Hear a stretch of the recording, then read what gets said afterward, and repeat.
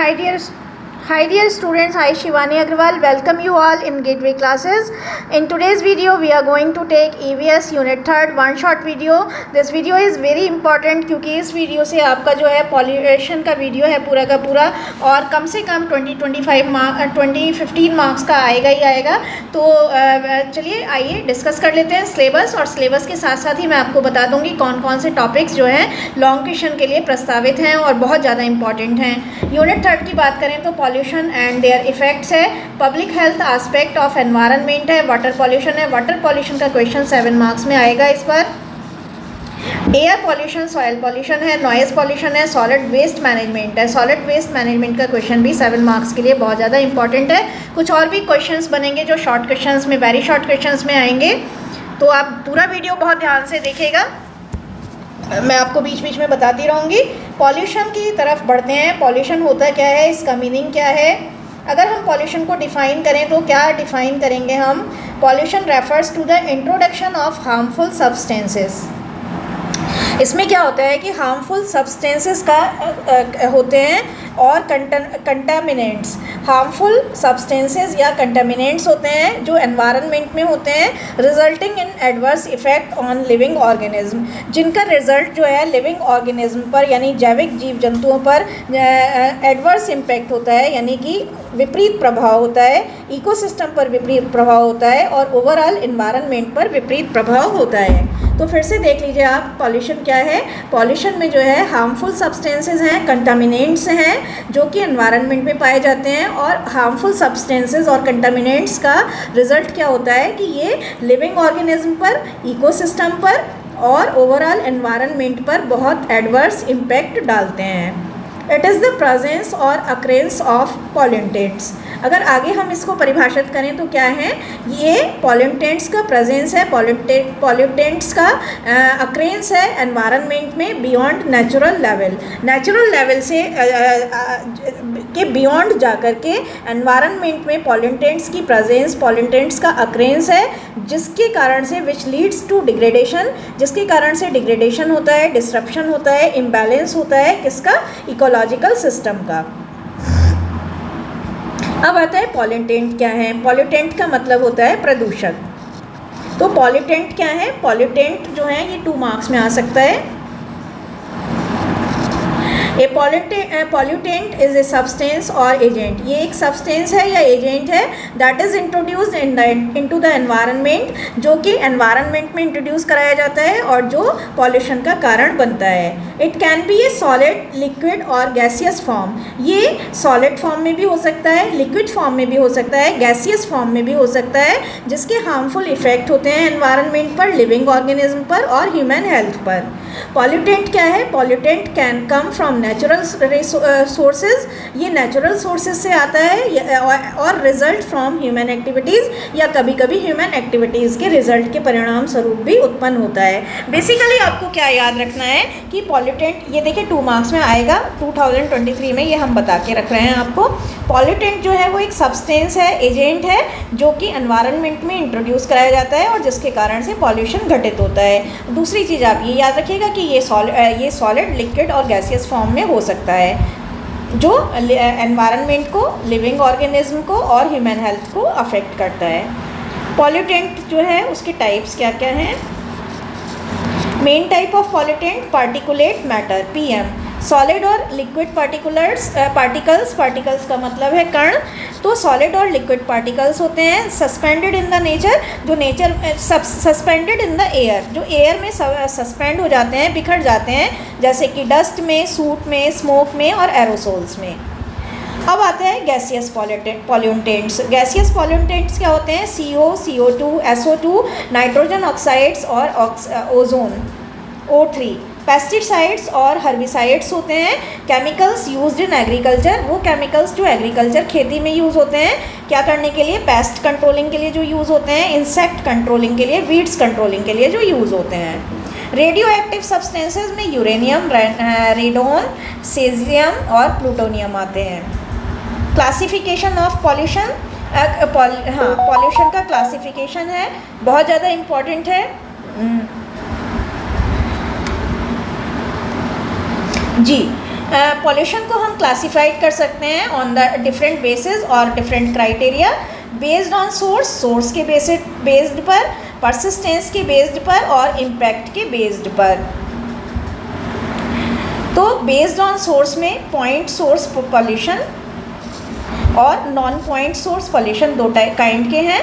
Pollution that originate from a single identifiable resource, वो pollution जो कि एक सिंगल आइडेंटिफिकेबल रिसोर्स से, एकमात्र पहचाने जाने वाले सोर्स से ओरिजिनेट होता है, जैसे फैक्ट्री चिमनी से या वेस्ट वाटर डिस्चार्ज पाइप से ओरिजिनेट होता है, उसे पॉइंट सोर्स पॉल्यूशन कहते हैं। यानी बेसिकली आपको क्या याद रखना है, वो पॉल्यूशन जो ओरिजिनेट होता है single identifiable resource, single identifiable source से। नॉन पॉइंट सोर्स पॉल्यूशन क्या है? Pollution that comes from diffuse and scattered sources, जो डिफ्यूज और बिखरे हुए सोर्सेज से घटित होता है, जैसे कि एग्रीकल्चर रन ऑफ से, अर्बन स्टॉर्म वाटर से रन ऑफ से, तो वो जो है वो नॉन पॉइंट सोर्स पॉल्यूशन में आता है। तो फिर से देख लीजिए, पॉइंट सोर्स पॉल्यूशन क्या है? जो आइडेंटिफिएबल सोर्स से, सिंगल आइडेंटिफिएबल सोर्स से ओरिजिनेट होता है, वो पॉइंट सोर्स पॉल्यूशन है। और नॉन पॉइंट में क्या है? जो डिफ्यूज और स्कैटर्ड सोर्स से ओरिजिनेट होता है। It is challenging to track based non point source pollution to specific origins. अब आता है बेस्ड ऑन परसिस्टेंस। परसिस्टेंस में बायोडिग्रेडेबल और नॉन बायोडिग्रेडेबल पॉल्यूशन है। Pollution that can be broken down and decomposed by natural processes over time.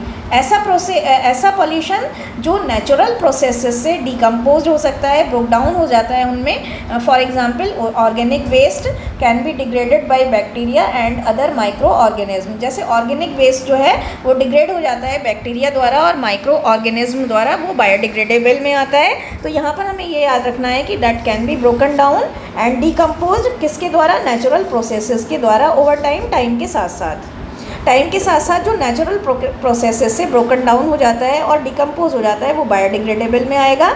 Non biodegradable में क्या आएगा? Pollution that persist in the environment, जो एनवायरनमेंट में परसिस्ट करता है फॉर एन एक्सटेंडेड पीरियड, जो आगे जो एक्सटेंडेड पीरियड में, बढ़े हुए पीरियड में एनवायरनमेंट में एग्जिस्ट करता है और can not be easily broken, जिसे हम आसानी से ब्रोक नहीं कर सकते नेचुरल प्रोसेसेस में, वो आता है नॉन बायोडिग्रेडेबल में। जैसे आपने देखा होगा प्लास्टिक और हैवी मेटल्स जो हैं वो नॉन बायोडिग्रेडेबल पॉल्यूटेंट्स हैं, क्योंकि इन्हें हम आसानी से जब नेचुरल प्रोसेसेस के द्वारा ब्रोकन डाउन नहीं कर सकते, है ना। बेस्ड ऑन इम्पैक्ट के बेस पर प्राइमरी पॉल्यूशन और आता है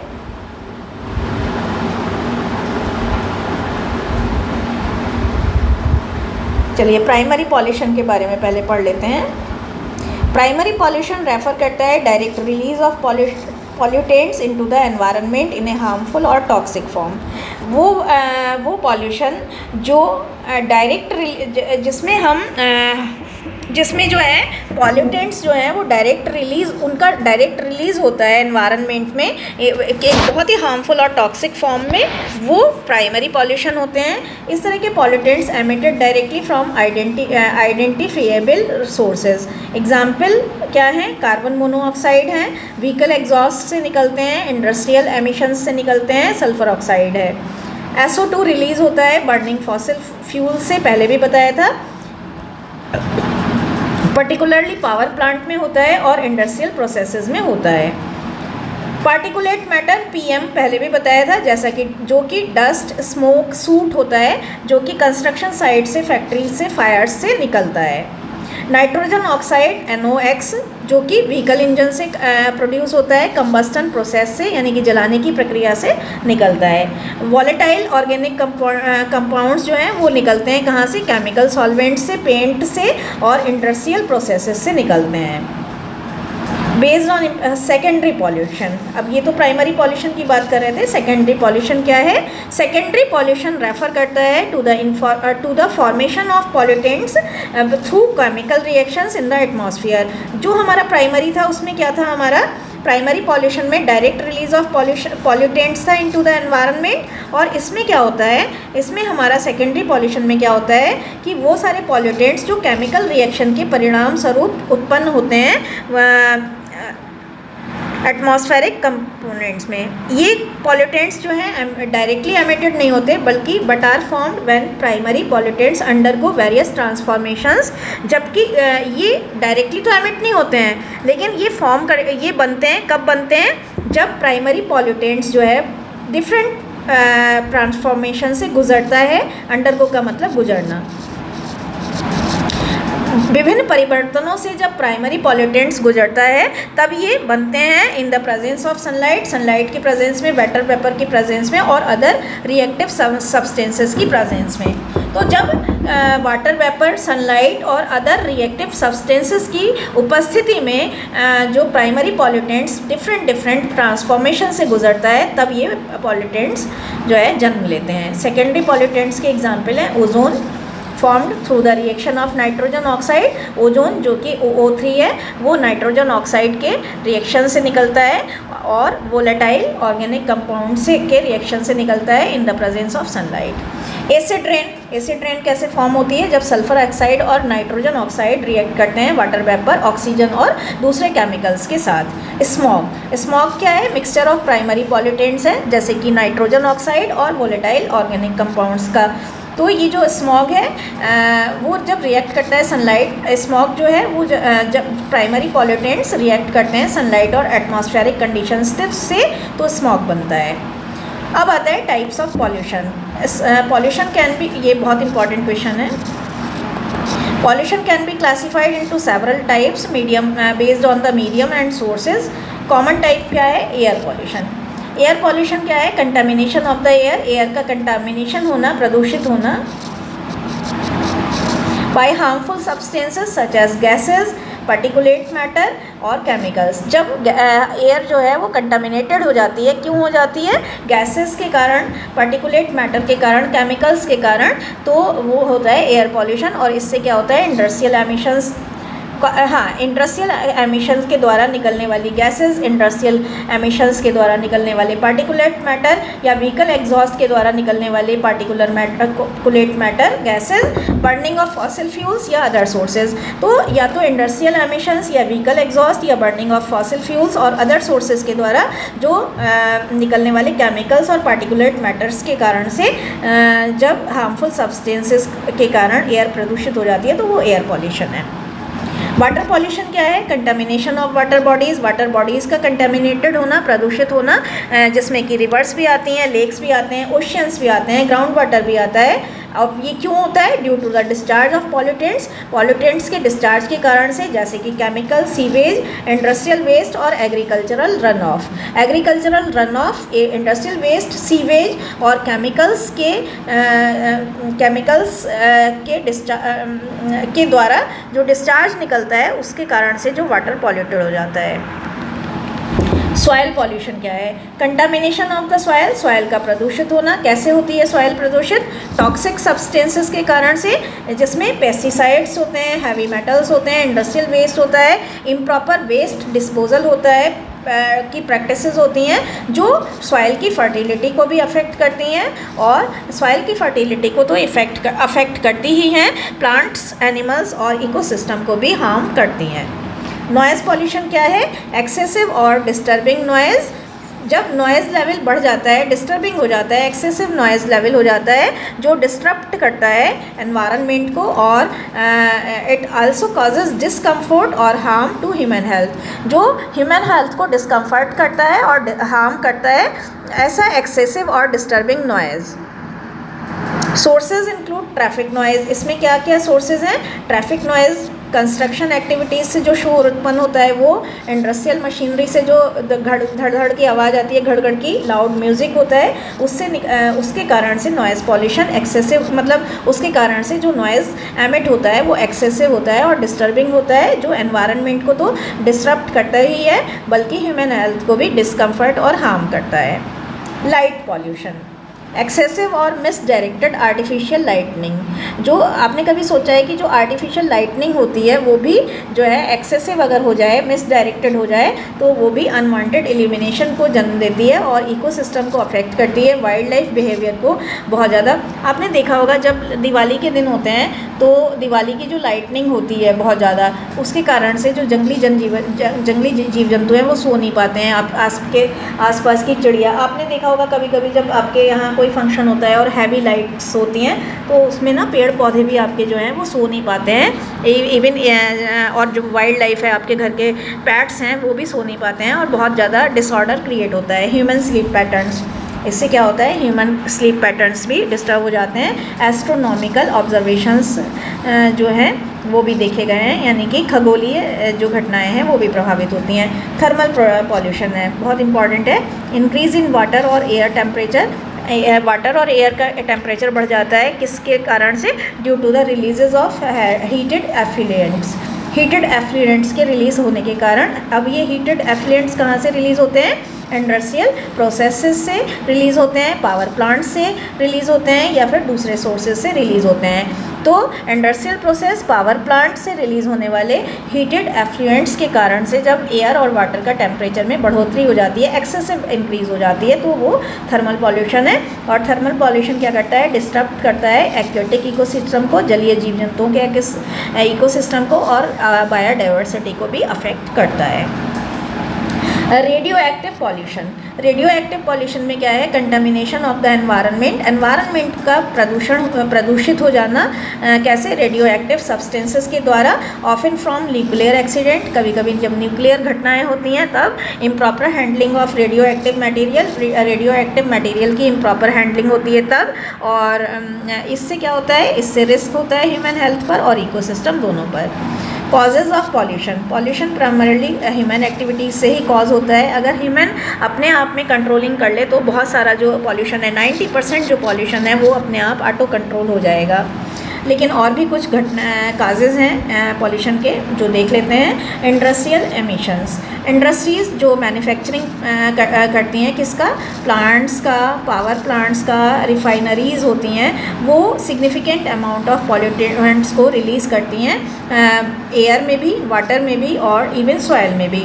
तो जो इंडस्ट्रीज़ से निकलने वाले पॉल्यूटेंट्स हैं वो अब इंडस्ट्रीज़ कैसी हो सकती हैं, प्लांट्स इंडस्ट्रीज़, पावर प्लांट्स और रिफाइनरीज़ की इंडस्ट्रीज़ जो हैं वो बहुत बड़ी मात्रा में पॉल्यूटेंट्स का रिलीज़ करती हैं, एयर, वाटर और सॉइल तीनों में। और ये एमिशंस जो हैं इनमें इंक्लूड हो सकते हैं, टॉक्सिक गैसेस हो सकती हैं, पार्टिकुलेट मैटर हो सकते हैं, और केमिकल वेस्ट हो सकता है। अब आता है व्हीकल एमिशंस, वाहनों से निकलने वाली जो एमिशंस हैं। बर्निंग ऑफ फॉसिल फ्यूल्स, पहले भी बताया है, फॉसिल फ्यूल्स का जलना व्हीकल्स में, जिसमें कार हैं, ट्रक हैं, एयरप्लेन्स हैं, तो एयरप्लेन्स, कार, ट्रक से निकलने वाला जो फॉसिल फ्यूल्स का जलना है उसमें पॉल्यूटेंट्स रिलीज़ होते हैं, जैसे कि carbon monoxide, nitrogen oxide, volatile organic compounds, ये सब रिलीज़ होते हैं। Vehicle exhaust contributes to air pollution, vehicle जो हैं वो एग्जॉस्ट करते हैं कंट्रीब्यूट्स को, व्हीकल एग्जॉस्ट जो है व्हीकल से निकलने वाला जो एग्जॉस्ट है वो भी एयर पॉल्यूशन को बहुत ज़्यादा कंट्रीब्यूट करता है, उसमें बहुत ज़्यादा योगदान देता है, स्पेशली अर्बन एरियाज़ में, स्पेशली नगरीय इलाकों में जहाँ पर हैवी ट्रैफिक कंजेशन होता है, हाई ट्रैफिक कंजेशन जहाँ पर होता है। अगला आता है हमारा fossil fuel combustion, the burning of fossil fuels का जलाना, natural gas for energy production, natural gas और फॉसिल फ्यूल्स का बर्निंग जो है किसके लिए, एनर्जी प्रोडक्शन के लिए, हीटिंग के लिए, ये भी मेजर सोर्स है एयर पॉल्यूशन का। It releases green house gases, इससे ग्रीन हाउस गैसेज रिलीज़ होती हैं, सल्फर डाइऑक्साइड रिलीज़ होता है, नाइट्रोजन ऑक्साइड रिलीज़ होता है, और पार्टिकुलेट मैटर PM रिलीज़ होते हैं। इम्प्रॉपर वेस्ट मैनेजमेंट बहुत इंपॉर्टेंट रीज़न है। इनएडिक्वेट वेस्ट डिस्पोजल, जब हम वेस्ट डिस्पोजल को इनएडिक्वेटली डिस्पोज करते हैं और वेस्ट मैनेजमेंट हमारा इम्प्रॉपर होता है तो इससे भी पॉल्यूशन और वाटर बॉडीज़ का पॉल्यूशन, सॉयल बॉडीज़ का पॉल्यूशन, एयर पॉल्यूशन, तीनों ही तरह के पॉल्यूशन होते हैं जो मेन पॉल्यूशन है। Dumping of untreated sewage, untreated sewage का डंप कर देना, कहीं भी गिरा देना उसको। Improper disposal of solid waste, solid waste का इम्प्रॉपर डिस्पोजल करना। हैज़ार्डस केमिकल्स का निकलना, ये भी वाटर और सॉइल पॉल्यूशन को जन्म देते हैं। फिर आता है agricultural practices, agricultural activities including the use of chemical fertilizers. Agricultural activities जिसमें कि केमिकल फर्टिलाइजर्स का यूज़ करना है, पेस्टिसाइड्स का, हर्बिसाइड्स का यूज़ करना है, इससे भी वाटर सोर्स जो है कंटामिनेटेड होते हैं, सॉइल भी कंटामिनेटेड होती है। और run of from agricultural lands, agricultural land का रन ऑफ होना यानी कि एग्रीकल्चरल लैंड का समाप्त होना, इससे भी ये पॉल्यूटेंट्स जो हैं रिवर, लेक और ग्राउंड वाटर में रिलीज़ होते हैं। डिफॉरेस्टेशन सबसे मेन कारण है। Clearing of forest for agriculture, agriculture के लिए जो फॉरेस्ट का क्लियरिंग होना है यानी कि जो फॉरेस्ट का समाप्त होना है अर्बनाइजेशन के कारण से, लॉगिंग के कारण से, ये भी एयर और सॉइल पॉल्यूशन को जन्म देता है क्योंकि डिफॉरेस्टेशन जो है डिसरप्ट करता है इकोसिस्टम को और रिड्यूस करता है कार्बन सीक्वेस्ट्रेशन को, कार्बन का जो सीक्वेस्ट्रेशन है उसको कम करता है और ग्रीन हाउस गैस एमिशन को बहुत ज़्यादा बढ़ाता है। माइनिंग एक्टिविटीज़, खदान की जो एक्टिविटीज़ हैं, माइनिंग ऑपरेशन जो है, खुदाई के काम, माइनिंग के काम, खान जो होती हैं खदान, उनके जो ऑपरेशंस होते हैं वो भी पॉल्यूटेंट्स को रिलीज़ करते हैं एनवायरनमेंट में, जिसमें कि हैवी मेटल्स होते हैं, एसिड माइन ड्रेनेज होता है, पार्टिकुलेट मैटर्स होते हैं और ये जो पॉल्यूटेंट्स होते हैं ये वाटर बॉडीज, सॉइल और एयर तीनों को ही कंटामिनेटेड करते हैं। कंस्ट्रक्शन एक्टिविटीज़, कंस्ट्रक्शन प्रोजेक्ट में बहुत सारी डस्ट आती है, स्मॉग आता है, एमिशन फ्रॉम मशीनरी से निकलने वाले एमिशंस होते हैं, इक्विपमेंट से निकलने वाले एमिशंस होते हैं, नॉइज़ पॉल्यूशन भी बहुत ज़्यादा होता है। इम्प्रॉपर कंस्ट्रक्शन वेस्ट डिस्पोजल, जो कंस्ट्रक्शन वेस्ट होता है उसका डिस्पोजल अगर इम्प्रॉपर ढंग से करा जाए तो इससे भी सॉइल और वाटर पॉल्यूशन होता है। नेचुरल इवेंट्स जैसे कि वॉल्केनिक इरप्शन यानी कि ज्वालामुखी का फटना, विस्फोट, फॉरेस्ट फायर्स, डस्ट स्टॉर्म्स, ये भी आंधी, डस्ट स्टॉर्म का मतलब है आंधी, ये भी लार्ज अमाउंट में पॉल्यूटेंट्स को रिलीज़ करते हैं एयर में और इससे एयर पॉल्यूशन होता है। While these events are natural, हालांकि ये इवेंट्स नेचुरल हैं लेकिन अगर इनकी फ्रीक्वेंसी होती है, बारंबार रिपीटिशन होता है, इंटेंसिटी इनकी गंभीरता होती है तो ये भी ह्यूमन इंड्यूस्ड क्लाइमेट चेंज को जन्म देती हैं, यानी कि ये भी क्लाइमेट चेंज को जन्म देती हैं। इतना आप लीजिएगा। पॉपुलेशन ग्रोथ, ये देखिए बहुत इंपॉर्टेंट है, एंड अर्बनाइजेशन, जो हमारे देश में रैपिड पॉपुलेशन ग्रोथ हुई है, आज हमारा देश नंबर 1 है जनसंख्या में, कितनी मतलब गंभीर बात है। तो बढ़ती हुई जल्दी से बढ़ती हुई जनसंख्या की ग्रोथ जो है और अर्बनाइजेशन जो है उसने भी एनर्जी कंजप्शन का जो एनर्जी की खपत है उसमें बढ़ावा किया है। कंजप्शन का मतलब खपत होता है। ट्रांसपोर्टेशन की नीड्स को बढ़ाया है, वेस्ट जनरेशन को बढ़ाया है और ये फैक्टर्स पॉल्यूशन के लेवल को बढ़ाते हैं, स्पेशली डेंसली पॉपुलेटेड एरियाज़ में, जो घने बसे हुए, जो सघन घनत्व वाले घने बसे हुए एरियाज़ हैं, क्षेत्र हैं, उनमें या सघन घनत्व वाले क्षेत्र हैं उनमें ये चीज़ें जो हैं पॉल्यूशन को बढ़ावा देती हैं। आगे चलते हैं। Effects on the environment, pollution के इफ़ेक्ट क्या हैं? डेट्रीमेंटल इफ़ेक्ट्स हैं, बहुत सारे वाइड रेंजिंग जो है डेट्रीमेंटल इफ़ेक्ट्स की। और क्लाइमेट चेंज, सबसे पहले तो ग्रीन हाउस गैस एमिशंस से क्या होता है, पॉल्यूशन जो कि फॉसिल फ्यूल से, इंडस्ट्रियल प्रोसेस से रिलीज़ होता है, उससे ग्रीन हाउस गैसेज रिलीज़ होती हैं और इससे ग्लोबल वार्मिंग और क्लाइमेट चेंज सीधा होता है। मेल्टिंग ऑफ आइस कैप का पिघलना, राइजिंग टेम्परेचर जो कि पॉल्यूशन के कारण घटित होता है, वो ग्लेशियर के पिघलने में, आइस कैप्स के पिघलने में बहुत बड़ा रोल प्ले करता है। इससे जो है वो सी लेवल राइज होता है और पोलर हैबिटेट्स का लॉस होता है।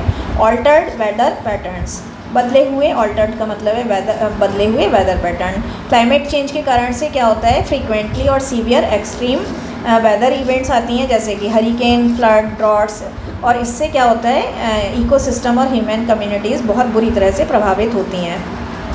बायोडाइवर्सिटी का लॉस, इसमें हैबिटेट डिस्ट्रक्शन है। पॉल्यूशन जो है along with other human activities like deforestation and urbanization destroys habitats and reduces the availability of suitable living spaces for plants and animals. Pollution जो कि दूसरी ह्यूमन एक्टिविटीज़ के साथ साथ, जैसे कि डिफॉरेस्टेशन और अर्बनाइजेशन के साथ साथ क्या करता है, हैबिटेट्स को भी, निवास स्थानों को भी डिस्ट्रॉय कर देता है, और ये क्या करता है सुटेबल लिविंग स्पेस की अवेलेबिलिटी को रिड्यूस करता है, प्लांट और एनिमल दोनों के लिए।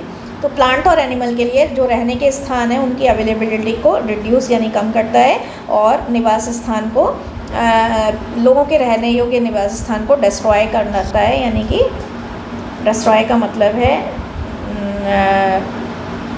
विनाश करना, नष्ट करना, आप समझ सकते हैं। स्पीसीज़ का एक्सटिंक्शन, एक्सटिंक्शन का मतलब होता है लुप्त होना। Pollution can contribute to the decline, decline का मतलब है क्षय। पॉल्यूशन जो है वो डिक्लाइन करता है और एक्सटिंक्शन करता है, विलुप्त करता है कई प्लांट की स्पीसीज़ को और एनिमल की स्पीसीज़ को विलुप्त करता है, क्योंकि इससे इकोसिस्टम डिस्टर्ब हो जाता है और बायोडाइवर्सिटी रिड्यूस हो जाती है। Disruption of ecological balance, ecological balance का पतन होना। Pollutants can disturb the delicate balance. देखिए इकोसिस्टम का जो बैलेंस है वो बहुत डेलिकेट होता है। डेलिकेट का मतलब बहुत ही नाजुक होता है, टेंडर वर्ड का भी यूज़ कर सकते हो, सेंसिटिव का भी यूज़ कर सकते हो। तो पॉल्यूटेंट्स जो हैं वो इकोसिस्टम के नाजुक बैलेंस को डिस्टर्ब करते हैं, बिगाड़ते हैं, जो अफेक्ट करता है किसको, इंटरेक्शन, जो स्पीसीज़ का इंटरेक्शन है आपस में, प्रजातियों का इंटरेक्शन है आपस में, प्रजातियों का जो संबंध है आपस में, उसे बिगाड़ता है। अवेलेबिलिटी ऑफ रिसोर्सेज की अवेलेबिलिटी को कम करता है, और स्टेबिलिटी ऑफ फूड चेन और फूड वेब की स्टेबिलिटी को, सुदृढ़ता को मिटाता है। तो इकोलॉजिकल बैलेंस इस तरह से ख़त्म होता है। इफ़ेक्ट्स ऑन पब्लिक हेल्थ पर इसके क्या प्रभाव हैं। पॉल्यूशन के सिग्निफिकेंट इफेक्ट है ह्यूमन हेल्थ पर। सबसे बड़ा इफेक्ट है रेस्पिरेटरी प्रॉब्लम्स, यानी श्वास संबंधी। रेस्पिरेटरी का मतलब है श्वास संबंधी।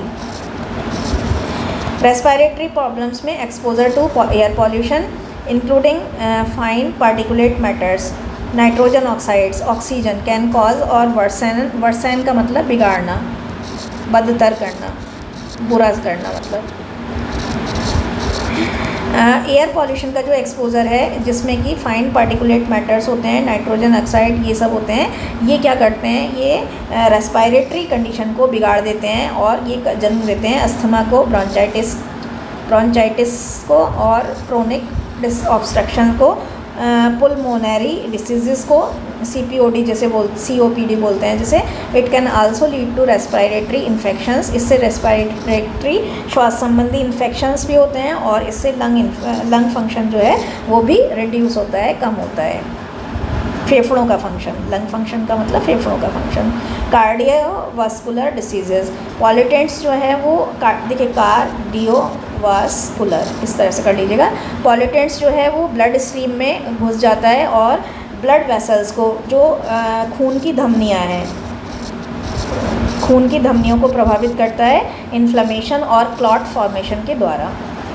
Cancer, prolonged exposure of pollutants, जो पॉल्यूटेंट्स का अगर हम ज़्यादा समय तक, प्रोलॉन्ग्ड का मतलब है ज़्यादा समय तक, अगर हम ज़्यादा समय तक पॉल्यूटेंट्स के एक्सपोज़र में रहेंगे, जो बेसिकली इंडस्ट्रियल एमिशन, यानी कि जो लोग मज़दूर जो इंडस्ट्रीज़ में काम करते हैं और जो लगातार इंडस्ट्रियल एमिशन से के एक्सपोज़र में ज़्यादा टाइम तक रहेंगे, व्हीकल एग्जॉस्ट के एक्सपोज़र में ज़्यादा टाइम तक रहेंगे, उनको रिस्क, वो उसमें उन लोगों को वेरियस टाइप ऑफ कैंसर का रिस्क बढ़ जाता है, जिसमें कि लंग कैंसर, ब्लैडर कैंसर और स्किन कैंसर आता है।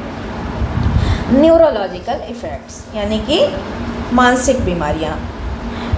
कुछ पॉल्यूटेंट्स जैसे कि लीड, मरकरी और सर्टेन पेस्टिसाइड्स जो हैं वो न्यूरो टॉक्सिक इफ़ेक्ट्स को भी क्रिएट करते हैं, पर्टिकुलरली बच्चों में क्रिएट करते हैं।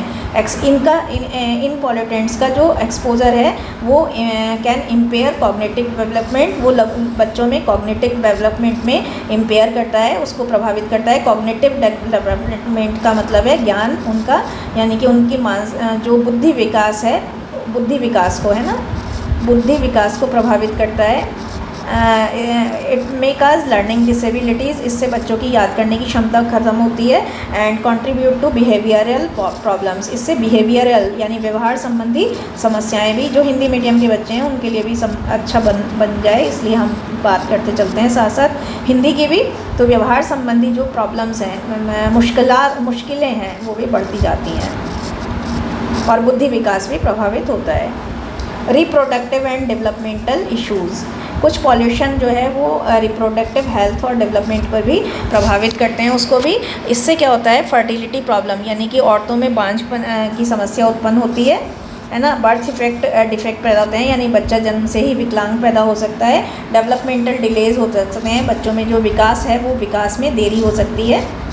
डिले का मतलब देरी है, विकास में देरी, यानी कि जो बच्चे का विकास 2 साल की आयु में हो जाना चाहिए वो 3 साल की आयु में होता है। और कॉम्प्लिकेशंस ड्यूरिंग प्रेगनेंसी के दौरान, यानी कि प्रेगनेंसी के दौरान कॉम्प्लिकेशंस आ जाते हैं, यानी कि जटिलताएं आ जाती हैं। Allergies and asthma, air pollution including particulate matter and airborne allergens. Air pollution जो है जिसमें पार्टिकुलेट मैटर्स हैं और एयरबॉर्न एलर्जेंस हैं, वो ट्रिगर करते हैं एलर्जिक रिएक्शंस को, यानी कि ट्रिगर का मतलब मार करते हैं एलर्जिक रिएक्शंस को, यानी जन्म देते हैं, बर्थ भी लिख सकते हैं यहाँ पर, ट्रिगर नहीं याद रहेगा। तो ट्रिगर जो है ये ट्रिगर करते हैं एलर्जिक रिएक्शंस को, और इससे जो है अस्थमा के सिम्टम्स जो हैं वो वर्सन होते हैं। वर्सन का मतलब बदतर हो जाते हैं, बुरे से भी ज़्यादा बुरे हो जाते हैं। तो मतलब अफेक्ट भी लिख सकते हैं यहाँ पर, आप परेशान मत होइएगा। जहाँ भी आपको ये लगे कि आपको परेशानी आ रही है कुछ करने में, आप जो है सिंपली एक मैसेज बॉक्स में छोड़ दीजिएगा। मैं इमीडिएटली आपको, मैं हमेशा ऑनलाइन रहती हूँ और मैं हमेशा अपने बच्चों का, स्पेशली एग्ज़ाम टाइम में मैं हमेशा बच्चों के साथ रहती हूँ। तो अगर आपको थोड़ी भी दिक्कत आ रही है, आप इमीडिएटली जो है एक मैसेज छोड़िएगा, मैं इमीडिएटली आपको रिस्पॉन्स करूँगी। It can increase the frequency and severity of asthma attacks, इससे क्या होता है कि अस्थमा अटैक की सीवियरिटी यानी गंभीरता, भयावहता और फ्रीक्वेंसी का मतलब आवृत्ति जो है वो बढ़ती जाती है। Mental health impacts, mental health पर जो इम्पैक्ट होते हैं, मानसिक हेल्थ पर जो इम्पैक्ट होते हैं। Studies have found associations between exposures to pollution and adverse mental health outcomes. Studies ने ये बताया है कि इसमें जो है इसके कारण से मेंटल हेल्थ के आउटकम्स भी आते हैं, मेंटल हेल्थ डिसऑर्डर होते हैं। अब आते हैं हम वाटर पॉल्यूशन पर, जो इस यूनिट का सबसे ज़्यादा इम्पॉर्टेंट क्वेश्चन है। Very very very important question. Water pollution refer करता है कंटामिनेशन और डिग्रेडेशन ऑफ वाटर बॉडीज़। जब वाटर बॉडीज़ या तो कंटामिनेटेड हो जाती हैं या डिग्रेड हो जाती हैं तो ये वाटर पॉल्यूशन होता है, जैसे कि rivers, lakes, oceans, ground water और जो भी इवन ड्रिंकिंग वाटर के सोर्सेज हैं वो भी जब डिग्रेड और कंटामिनेटेड हो जाते हैं तो वाटर पॉल्यूशन यही होता है। It occurs when harmful substances और पॉल्यूटेंट्स आर इंट्रोड्यूस। जब हार्मफुल सब्सटेंसेज या पॉल्यूटेंट्स जो हैं वो इंट्रोड्यूस होते हैं into these water sources, in water sources में उनको अनसुटेबल बना देते हैं इंटेंडेड यूज़ के लिए, और इससे क्या होता है, एनवायरनमेंट का रिस्क होता है। एक्वेटिक लाइफ का, जलीय जीव जंतु, एक्वेटिक लाइफ का मतलब जलीय जीव जंतु और ह्यूमन हेल्थ प्रभावित होती है, तो ये वो होता है। अब वाटर पॉल्यूशन का देखिए बहुत अच्छा सा चार्ट हमारे आपको बनाकर दे रहे हैं। वाटर पॉल्यूशन के सोर्सेज में क्या है, सीवेज है, इंडस्ट्रीज़ हैं, एग्रीकल्चर है, पेट्रोलियम ऑयल है। सीवेज में ऑर्गेनिक वेस्ट और माइक्रोब्स होते हैं। इंडस्ट्रीज से निकलने वाला वेस्ट लिक्विड और सॉलिड एफ्लुएंट्स होता है, हॉट फ्लक्सेस होते हैं। एग्रीकल्चर से क्या निकलता है, पेस्टिसाइड्स और फर्टिलाइजर्स निकलते हैं। पेट्रोलियम ऑयल से क्या निकलता है, फॉसिल फ्यूल्स निकलते हैं। और अगेन क्या है, हॉट फ्लक्स में पेस्टिसाइड्स और फर्टिलाइजर्स होते हैं, और इसका क्या, फॉसिल फ्यूल्स में जो है वो ट्रांसपोर्टेशन, शिपिंग, स्पिलेज, लीकिंग और एक्सीडेंट अकर होते हैं।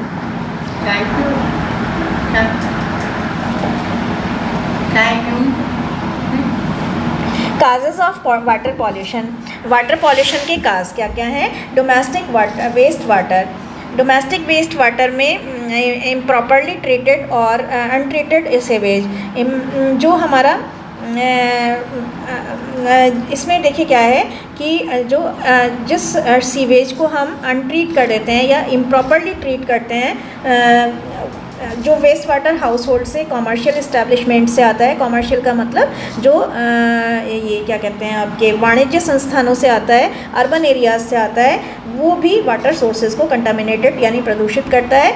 इसमें हार्मफुल बैक्टीरिया हो सकते हैं, वायरस हो सकते हैं, पैथोगॉन्स हो सकते हैं, न्यूट्रिएंट्स हो सकते हैं, इससे जो है न्यूट्रिएंट्स इसमें घुल मिल जाते हैं, केमिकल्स हो सकते हैं, और इससे क्या होता है ह्यूमन हेल्थ और एक्वाटिक इकोसिस्टम दोनों ही प्रभावित होते हैं। अब आता है इंडस्ट्रियल एक्टिविटीज़। इंडस्ट्रियल प्रोसेसेस में जो है पॉल्यूटेंट्स रिलीज़ होते हैं, जैसे कि heavy metals, toxic metals, waste water जो कि वाटर बॉडीज़ में जाता है। इंडस्ट्रियल डिस्चार्ज में content harmful substances, industrial discharge में हार्मफुल सब्सटेंसेस डिस्चार्ज होते हैं जो कि एनवायरनमेंट को परसिस्ट करते हैं। कॉजेज़ ऑफ वाटर पॉल्यूशन फिर ही पढ़ रहे हैं हम, आगे चलते हैं। थर्ड पॉइंट है एग्रीकल्चरल प्रैक्टिसेस। एग्रीकल्चरल एक्टिविटीज़ जो हैं वो भी वाटर पॉल्यूशन को जन्म देती हैं, जैसे कि फर्टिलाइजर्स का यूज़, पेस्टिसाइड्स का यूज़, हर्बिसाइड्स का यूज़। ये जो केमिकल्स हैं यानी कि फर्टिलाइजर्स, पेस्टिसाइड्स और हर्बिसाइड्स, ये केमिकल्स जो हैं वाटर बॉडीज़ में एंटर कर जाते हैं और ब्लीचिंग के दौरान, रन ऑफ के दौरान, और ये भी जो वाटर सरफेस और ग्राउंड वाटर का सरफेस है उसे कंटामिनेटेड कर देते हैं, प्रदूषित कर देते हैं। माइनिंग ऑपरेशन, माइनिंग एक्टिविटीज़ जो हैं वो भी पॉल्यूटेंट्स को इंट्रोड्यूस कराती हैं, वो वाटर बॉडीज़ में डिस्चार्ज हो जाते हैं, और waste water through the discharge of waste water का जब डिस्चार्ज होता है तो ये जो हानिकारक प्रदूषक हैं, पॉल्यूटेंट्स हैं, वो भी माइनिंग की एक्टिविटीज़ के दौरान वाटर बॉडीज़ में घुल मिल जाते हैं और वाटर की क्वालिटी को ख़राब करते हैं। ऑयल स्पिल्स, ऑयल का स्पिल होना, बिखरना। एक्सीडेंटल और डेलिब्रेट ऑयल स्पिल्स, या तो एक्सीडेंटल या जानबूझ के करा गया ऑयल स्पिल्स जो है, जो शिप्स से निकलता है, ऑफशोर ड्रिलिंग से निकलता है और ट्रांसपोर्टेशन से निकलता है, वो भी वाटर पॉल्यूशन को जन्म देता है। ये बहुत ही नया कारण है, इसे ध्यान रखिएगा। Effects of pollution of water, water के पॉल्यूशन के जो इफ़ेक्ट हैं वो क्या क्या हैं? डिसीजेस, ह्यूमन में पॉल्यूटेड वाटर कंज्यूम करने के, ड्रिंकिंग करने के से क्या होता है? डिसास्ट्रस इम्फेक्ट होते हैं। डिसास्ट्रस का मतलब खतरे से भी खतरनाक इफ़ेक्ट होते हैं, और इससे क्या होता है? टाइफाइड हो सकता है, कॉलेरा हो सकता है, हेपेटाइटिस हो सकता है, और बहुत सारी दूसरी डिसीजेस भी हो सकती हैं। डिस्ट्रक्शन ऑफ इकोसिस्टम, इकोसिस्टम का डिस्ट्रक्शन होना, डिस्ट्रक्शन का मतलब विनाश होना, पतन होना। Ecosystem are extremely dynamic, ecosystem बहुत ज़्यादा डायनामिक होता है, बहुत ज़्यादा वास्ट होता है और रिस्पॉन्ड करता है even small changes in the environment. यहाँ तक कि एनवायरनमेंट में भी छोटे छोटे चेंजेस को जन्म देता है। Water pollution can cause an entire ecosystem to collapse if left unchecked. Water pollution पूरे के पूरे इकोसिस्टम को ख़राब कर देता है, ढहा देता है, कोलैप्स कर देता है, उसको ढहा देता है अगर इसको अनचेक रहने दिया जाए, अगर इसको चेक ना करा जाए। यूट्रोफिकेशन, इस तरह से याद कर लीजिएगा, यूट्रोफिकेशन। यूट्रोफिकेशन क्या है? Chemicals in A water body encourage the growth of algae. Algae होती है, एलगी के ग्रोथ को जब हम वाटर बॉडी में केमिकल्स डालते हैं तो इससे क्या होता है कि एलगी जो है वो ज़्यादा पैदा होने लगती है। Those algae form a layer on the top of the pond और लेक। ये जो एलगी होती हैं वो क्या करती हैं? पॉन्ड और लेक की टॉप पर एक लेयर बना देती हैं, एक परत बना देती हैं। Bacteria feed on this algae. अब जब इसी लेयर में क्या होता है? बैक्टीरिया जन्म लेने लगते हैं, और and this decrease the amount, और जो बैक्टीरिया जन्म लेने लगते हैं तो bacteria feed on this algae, bacteria इस एल्गी पर ही पलते फूलते हैं। यानी कि जहाँ पर एल्गी, बैक्टीरिया का जो खाना है वो एल्गी होता है, तो बैक्टीरिया इस एल्गी को खाकर फलते फूलते हैं, और इससे क्या होता है कि amount of oxygen in the water body में ऑक्सीजन का अमाउंट डिक्रीज़ होता जाता है, और इससे एक्वेटिक लाइफ को बहुत सारी डिफ़िकल्टीज़ होती हैं। Effects the food chain, disruption in food chain, food chain का जो विनाश होता है, पतन होता है, वो क्यों होता है जब टॉक्सिन्स और पॉल्यूटेंट्स जो हैं जब वाटर में कंज्यूम हो जाते हैं और वो वाटर जो है एक्वेटिक एनिमल्स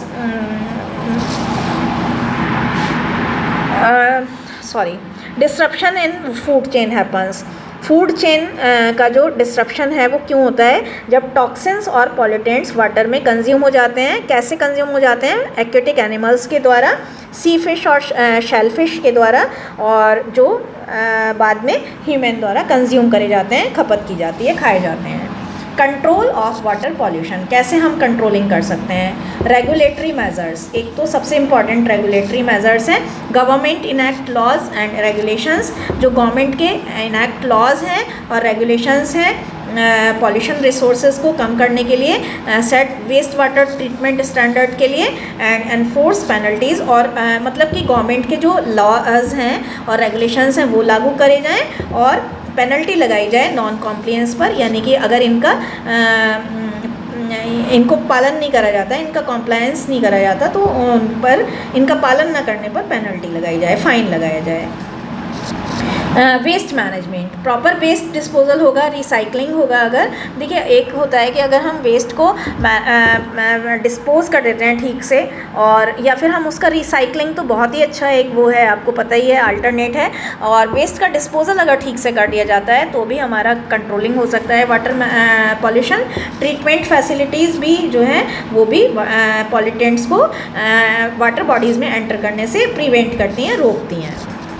तो अगर हम प्रॉपर वेस्ट डिस्पोजल कर लें, रिसाइकलिंग कर लें और ट्रीटमेंट फैसिलिटीज़ को फॉलो कर लें, तो ये भी पॉल्यूटेंट्स को वाटर बॉडीज़ में एंटर करने से रोकती हैं। Sustainable agriculture, implementing responsible farming practices, जो फार्मिंग प्रैक्टिसेस हैं उनको इम्प्लीमेंटिंग उनको अच्छे से लागू करें। प्रिसीजन इरिगेशन, रिड्यूस, अगर हम पेस्टिसाइड का यूज़ ही रिड्यूस कर दें, कम कर दें, रिड्यूस का मतलब कम करना, सॉइल कंजर्वेशन को रोक सकें, उसकी टेक्निक्स को फॉलो कर सकें, तो मिनिमाइज केमिकल रन ऑफ को मिनिमाइज कम से कम कर सकें, तो भी हमारा वाटर पॉल्यूशन कंट्रोल हो जाएगा। पब्लिक अवेयरनेस और एजुकेशन, तो देखिए हर काइंड के पॉल्यूशन को कंट्रोलिंग करने में काम आएगी। इन्फॉर्मिंग कम्युनिटीज़ का मतलब समुदाय, जो लोगों के समुदाय हैं, लोगों की कमिटीज़ हैं, उन कम्युनिटीज़ और कमेटीज़ हैं, उनको वाटर कंजर्वेशन के बारे में, वाटर के संरक्षित करने के बारे में बताया जाए, रेन वाटर को कंजर्व करने के बारे में बताया जाए, रिस्पॉन्सिबल वाटर यूज़ के लिए रिस्पॉन्सिबिलिटी आपकी बताई जाए कि जितना आपको चाहिए उतना ही वाटर यूज़ करें, सबमर्सिबल्स के ओवर यूज़ को रोका जाए, पॉल्यूशन के प्रिवेंशन को रोका जाए। तो ये भी इंडिविजुअल एक्शन को, इसके लिए भी हमें इंडिविजुअल पार्टिसिपेशन, इंडिविजुअल अवेयरनेस चाहिए होती है। तो इंडिविजुअल को, यानी कि हर एक व्यक्ति को अलग से हम अगर अवेयर कर सकें, उनको एजुकेट कर सकें किसके बारे में, कि वो वाटर कंजर्वेशन की इम्पोर्टेंस को समझें, वो वाटर यूज़ के लिए रिस्पॉन्सिबल हों, यानी कि वाटर का डेलिब्रेट यूज़ कर सकें। डेलिब्रेट का मतलब सोचा समझा यूज़ कर सकें, इंटेलिजेंट यूज़ कर सकें, और पॉल्यूशन प्रिवेंशन में अपना योगदान दे सकें, तो भी हमारा वाटर पॉल्यूशन कंट्रोल हो जाएगा। Treatment technologies, advanced water treatment methods जो हैं, जिसमें फिल्ट्रेशन है, केमिकल ट्रीटमेंट है, वेस्ट वाटर ट्रीटमेंट प्लांट्स हैं, ये भी जो है क्रूशियल है प्यूरिफाइंग पॉल्यूटेड वाटर को प्यूरिफाई करने के लिए। वेस्ट वाटर ट्रीटमेंट के लिए ये चार्ट बहुत इंपॉर्टेंट है। फिज़िकल मेथड्स हैं, बायोलॉजिकल मेथड्स हैं, केमिकल मेथड्स हैं। फिज़िकल मेथड्स में स्क्रीनिंग, कॉम्बिनेशन होता है, सेडिमेंटेशन होता है, फ्लोटेशन होता है, फिल्ट्रेशन होता है। बायोलॉजिकल मेथड्स में एयरेटेड लैगून्स होते हैं, ट्रिकलिंग फिल्टर्स होते हैं, रोटेटिंग बायोलॉजिकल कॉन्टैक्टर्स होते हैं, एनोरोबिक डाइजेशन होते हैं, बायोलॉजिकल न्यूट्रिएंट्स रिमूवल होते हैं। और इसमें अगर हम देखें तो डिसइंफेक्शन, ये एब्जॉर्प्शन है, प्रेसिपिटेशन है, और डाइक्लोरोनेशन है। वेस्ट वाटर ट्रीटमेंट में क्या क्या होता है? फिजिकल ट्रीटमेंट कैसे करते हैं? सेडिमेंटेशन के द्वारा। Allowing water to sit undisturbed और टू सेटल सस्पेंडेड सॉलिड्स, जब हम वाटर को अनडिस्टर्ब करके, बिना डिस्टर्ब किए हुए सेटल कर देते हैं ग्रेविटी के द्वारा रिमूवल ऑफ सेटल्ड सॉलिड्स को रिमूवल करके, तो ये सेडिमेंटेशन होता है। फिल्ट्रेशन हम कर सकते हैं, फिल्टर कर सकते हैं water, passing water through filter media के द्वारा के माध्यम से वाटर को पास करते हैं, जैसे कि सैंड और एक्टिवेटेड कार्बन को रिमूव करके, सस्पेंडेड पार्टिकल्स को, इम्प्यूरिटीज़ को रिमूव करके। स्क्रीनिंग यूजिंग स्क्रीन्स और mesh to remove large debris का मतलब मलबा और objects from water.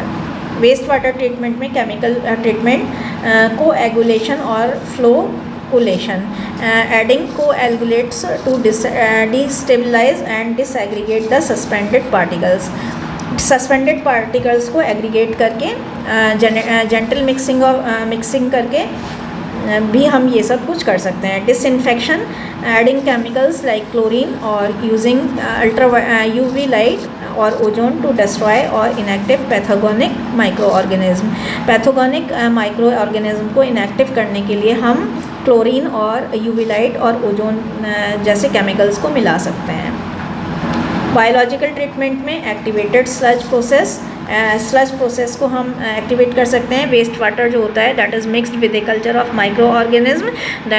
Waste water जो है वो माइक्रो ऑर्गेनिज्म के कल्चर से मिक्सअप होता है, that consume organic matter and pollutants, जिसमें ऑर्गेनिक मैटर और पॉल्यूटेंट्स होते हैं और कंसनट्रेशन को रिड्यूस करा जाता है। कंस्ट्रक्टेड वेटलैंड्स को कंस्ट्रक्ट करके कर सकते हैं, बायोलॉजिकल फिल्ट्रेशन को यूज़ करके कर सकते हैं। अब आता है हमारा एयर पॉल्यूशन।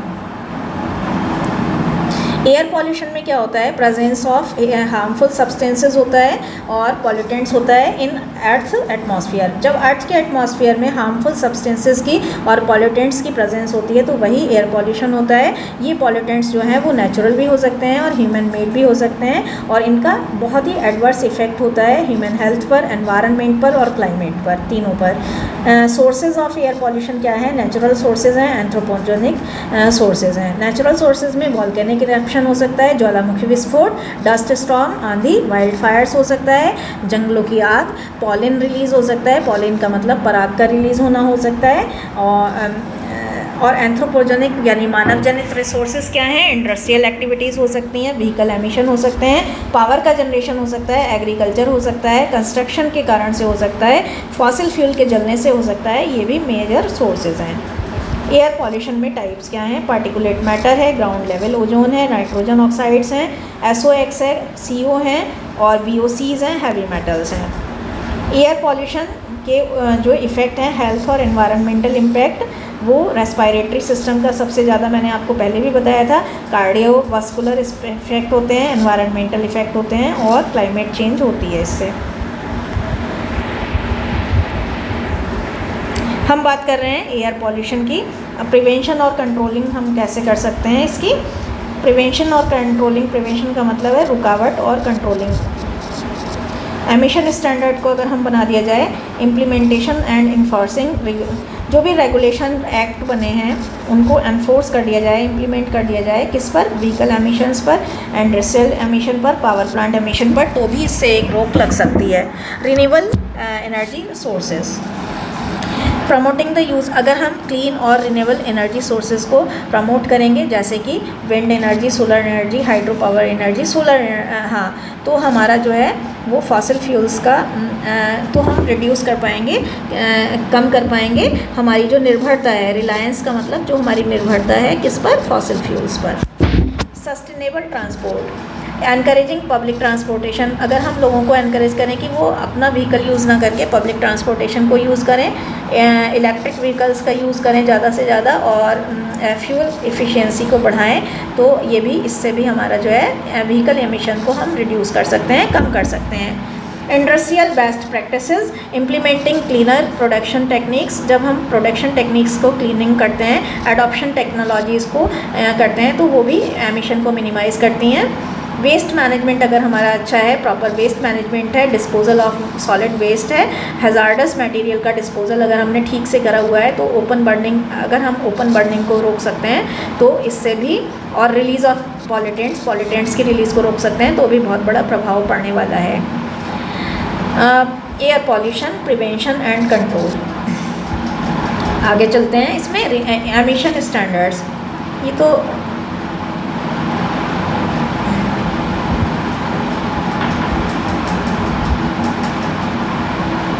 ये एक बार रिपीट हो गया है, इसको हम काट देते हैं, आगे चलते हैं। Soil pollution.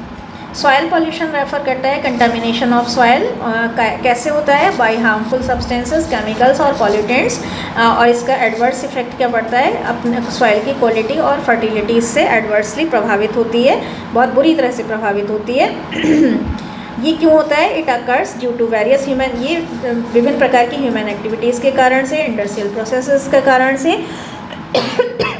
Improper waste disposal के कारण से क्रिएट होता है, एग्रीकल्चरल प्रैक्टिसेस के कारण से क्रिएट होता है। सॉइल पॉल्यूशन के जो रिसोर्सेज हैं, सॉइल पॉल्यूशन क्यों होता है? Industrial activities, agricultural practices, accidental spills, spills का मतलब बिखराव।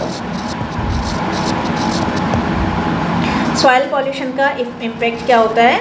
सॉइल डिग्रेडेशन होता है, क्रॉप कंटेमिनेशन होता है, ग्राउंड वाटर कंटेमिनेशन होता है, बायोडाइवर्सिटी लॉस होती है, हेल्थ रिस्क आते हैं इससे। अब आता है नॉइज़ पॉल्यूशन, ये भी इम्पॉर्टेंट है। नॉइज़ पॉल्यूशन क्या है? Presence of excessive and unwanted sounds.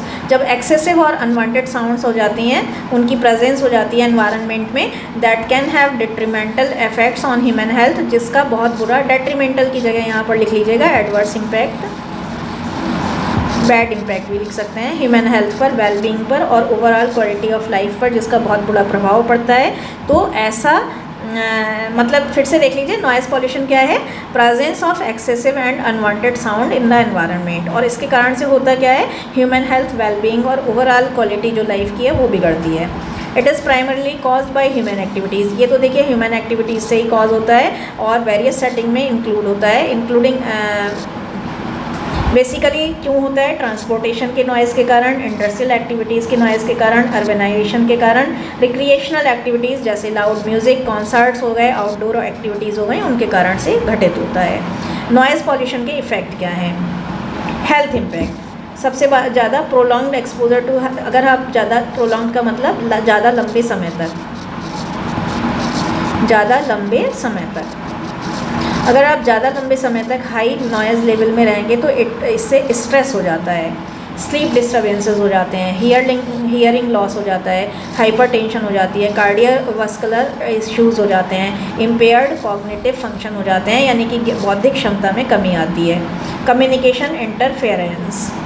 Excessive noise से क्या होता है? इफ़ेक्टिव कम्युनिकेशन बाधित होता है और इससे मिसअंडरस्टैंडिंग क्रिएट होती हैं। साइकोलॉजिकल इफ़ेक्ट में क्या है? इससे इरिटेबिलिटी आती है, एंजाइटी आती है, स्ट्रेस भी आता है। Impact on wild life. Animals और बर्ड्स जो अर्बन एरियाज़ में रहते हैं या जहाँ भी ज़्यादा नॉइज़ पॉल्यूशन रहता है, वो नॉइज़ पॉल्यूशन से प्रभावित हो सकते हैं। अब सॉलिड वेस्ट मैनेजमेंट, ये भी बहुत इंपॉर्टेंट है, 2023 के लिए 7 मार्क्स में आ सकता है। वेस्ट कलेक्शन, हाउस होल्ड का वेस्ट होता है, कॉमर्शियल वेस्ट होता है। हाउस होल्ड के वेस्ट को वेस्ट सेग्रीगेशन मेथड में आप रिसाइकलिंग कर सकते हैं। इनर्ट डिब्रीज़ का मतलब मलबे को आप इनर्ट कर सकते हैं। ऑर्गेनिक और किचन वेस्ट होता है आपका, हैज़ार्डस वेस्ट होता है, जो बहुत खतरनाक वेस्ट होता है, जिसमें पेंट्स, बैटरीज होती हैं, क्लीनिंग एजेंट्स होते हैं। सॉलिड वेस्ट मैनेजमेंट में कैसे मैनेज करेंगे? Solid waste generation, waste handling, separation होगा, स्टोरेज एट साइट, फिर कलेक्शन करेंगे, पहले ट्रांसफ़र और ट्रांसपोर्ट करेंगे, सेपरेशन करेंगे, अलग अलग टाइप के वेस्ट को अलग अलग जगह इकट्ठा करेंगे, फिर उसको डिस्पोजल कर देंगे। Solid waste management. Solid waste management क्या है? 2 मार्क्स में आएगा, इंपॉर्टेंट क्वेश्चन है। मैंने पहले ही बताया था, ये यूनिट बहुत ज़्यादा इंपॉर्टेंट है। सॉलिड वेस्ट मैनेजमेंट में क्या होता है? इसमें कलेक्शन होता है, ट्रांसपोर्टेशन होता है, डिस्पोजल होता है, रिसाइकलिंग होता है सॉलिड वेस्ट का, जो कि सॉलिड वेस्ट ह्यूमन एक्टिविटीज़ द्वारा जनरेट होता है।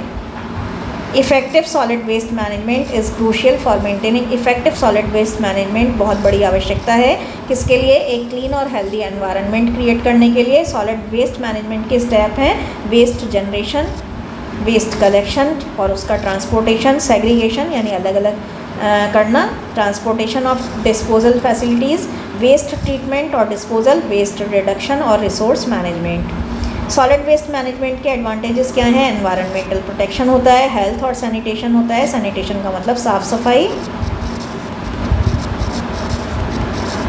रिसोर्स कंजर्वेशन होता है, एनर्जी जनरेशन होता है, इकोनॉमिक अपॉर्चुनिटीज़ क्रिएट होती हैं। डिसएडवांटेज क्या है? कॉस्ट बहुत आती है, इंफ्रास्ट्रक्चर रिक्वायरमेंट्स, लैंड यूज़ और space constraints, environmental impacts on landfills, public opposition due to smell for plant. तो इस तरह से ही हमारा यूनिट था। I hope you would like the video. फिर से बता देती हूँ, वाटर पॉल्यूशन बहुत ज़्यादा इंपॉर्टेंट टॉपिक है इसमें, और सॉलिड वेस्ट मैनेजमेंट आप कर लीजिएगा। एक आपका जो है इस तरह से ये वाला यूनिट हमने पूरा आपको दिखाया, आपको ये भी बताया कि 2 मार्क्स के क्वेश्चन कौन कौन से जनरेट हो सकते हैं इसमें। एयर पॉल्यूशन बहुत इंपॉर्टेंट है और आप देख लीजिएगा। तो I hope you would like the video. If you like the video, kindly hit a like to Gateway Classes. Thank you so much for watching. Leave your comments in the comment section. If you are having any difficulty, कहीं पर आप अटकते हैं तो आप मुझे तुरंत message करिएगा message box में। मैं इमीडिएटली अपने बच्चों का ध्यान रखते हुए मैसेज का रिप्लाई दूंगी। सरल कराना होगा कहीं से तो वहाँ सरल करके दूंगी। कुछ भी आपकी प्रॉब्लम्स होंगी तो I will definitely sort that out. Have a very happy examination time, have a very happy and fruitful examination. Thank you so much for watching Gateway Classes. Bye bye.